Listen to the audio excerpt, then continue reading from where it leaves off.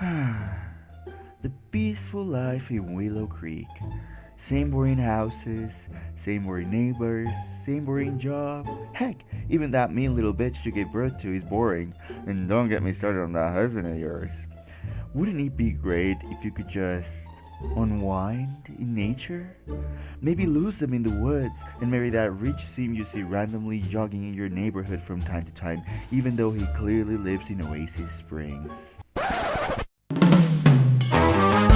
Well, bitch, do I have news for you. Ever since January 2015, you have been able to travel to the paradisiac Granite Falls for a modest amount of 19.99 US dollars and have your very own, very needed outdoor retreat, TM. But is it even worth it?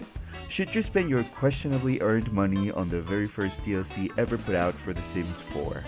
Are EA's monetary practices a crime against humanity? Should businesses and hobbies have been included in Get to Work? Is that little girl ever going to stop being a bitch? Some of those questions will receive an answer. Others will be met with a cease and desist, and then some I don't really care about. So, without further ado, let's review The Sims 4 Outdoor Retreat 10 years after its original release.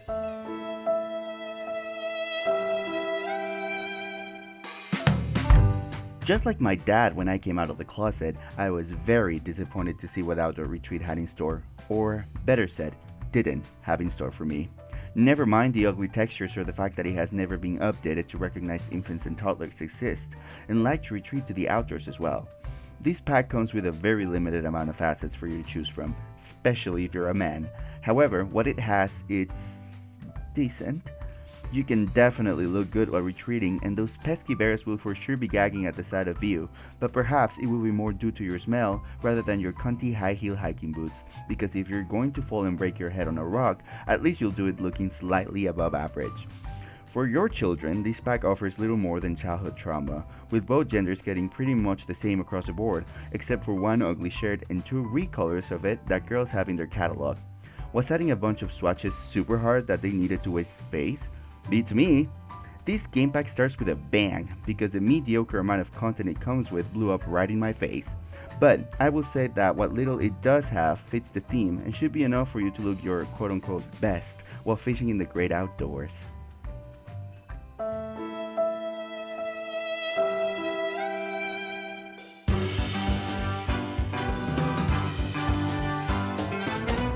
After having my expectations crushed faster than you can say sul, I hoped into build and buy mode to see what I was up against. It was good to see traditions were being made with this section of the game receiving the most care. The objects looked great, fit the theme of a cabin in the woods, and offer some gameplay in the form of tents of different sizes and a horseshoe pit, but more on her later. I rarely find myself with nothing much to say, as I do love the sound of my voice, but in this case that's pretty much it. Even though the content is good, I would not be able to say it's acceptable from a game pack when it comes to quantity. To be completely honest, if I was okay with the bare minimum, I would just call my ex, since that's usually cheaper.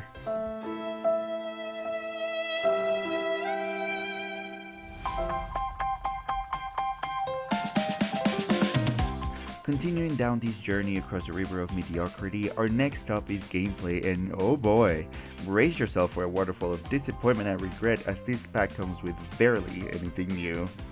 It did pioneer the option to go on vacation, found either on your phone or computer, but as far as I'm concerned that's a base game now, and if not, other packs do it way better. So, after making the conscious choice of leaving the stress at home to live it up in the forest, you'll be prompted to choose your lodging, which vary in size, prices, and even buildings. How much this mean jug will cost you depends on the amount of days you want to relax. When you arrive to Paradise, you'll be greeted by a forest ranger that looks as good as you would expect. They have one special interaction that just prompts them to give you tips for your camping experience. There's also a supplies booth on the map where you can buy camping gear because you were so desperate to escape your cruel reality you forgot you might actually need a tent. It also allows you to go to the world view and has two useless interactions that suggest they should tell you where the bathroom and your lodging is located on the map. Now here's where the pack gets really good, as once in your lodging you can, wait for it, do everything you could do at home. You could also play with a horseshoe pit, which is as exciting as it sounds, and roast marshmallows in a bonfire, which is a bit more fun. At the bonfire, you can tell stories, and be careful, because if you tell a ghost story, another worldly visitor might come in and manhandle your trash can. Another new, underwhelming addition to the game is the herbalism skill.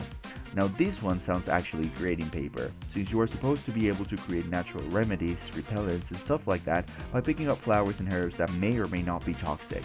Problem is, you can only find them in Granite Falls, which I guess the thought process for that was to encourage you to take a vacation, but it does limit how usable the skill is. And also, if you happen to consume a toxic plant, the most you will get is a tense moodlet that lasts for 2 hours. It was as in-depth as my interest in herbalism, actually. Other random things your Sims can do include and are limited to throwing a Winnie roast, which works like any other event in game, only on a camping setting, go hiking, which is as exciting as watching a fish swim in its fishbowl, cloud or stargaze, find a hermit living in a hidden area of the world that does absolutely nothing special, collect insects, new plants, and fish, view, or depending on your age or traits, interact with the statue in the middle of your playable area, and you may also find weirdos in bird costumes that make your sim tense, which honestly, same. The world is pretty, comes with 6 slots and a hidden one, and you can only access it when on vacation, so no, you cannot become one of the weirdos in costumes, though if that's your king, you can do it in the comfort of your own home.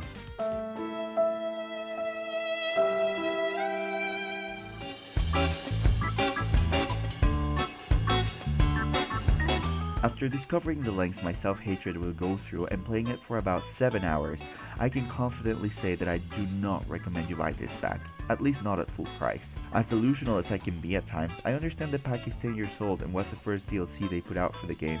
However, the bar used to be so far down in hell, Satan was jealous. It is objectively not a good pack, not then and not now. It comes with very little content for both create a sim and build and buy, with the latter being more decent than the former. But its biggest sin is the absolute lack of gameplay. Other than a very limited skill, the tents, and the horseshoe pit, there is nothing unique. Even star or cloud gazing is improved in Lovestruck, and that's an EP.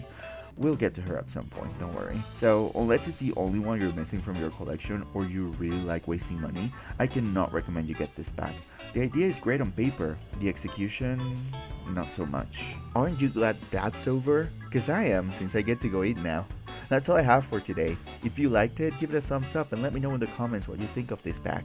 And if you didn't like it, also let me know in the comments. I won't care, but it boosts engagement. Oh, and don't forget to subscribe. Bye!